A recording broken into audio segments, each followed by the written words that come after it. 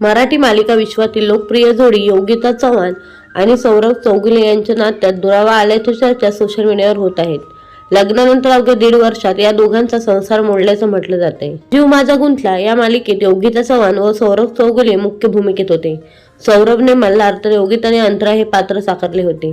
छोट्या पडद्यावरील ही लोकप्रिय जोडी खऱ्या आयुष्यात प्रेमात पडली आणि त्यांनी थाटामाटात 3 मार्च 2024 रोजी लग्न केलं होतं. पण आता मात्र ते वेगळे होत आहेत असं म्हटलं जात आहे. सौरभ चौगुले व योगिता चव्हाण यांच्या इंस्टाग्राम अकाउंटवरील फोटोंमुळे ते विभक्त झाल्याची चर्चा होत आहेत.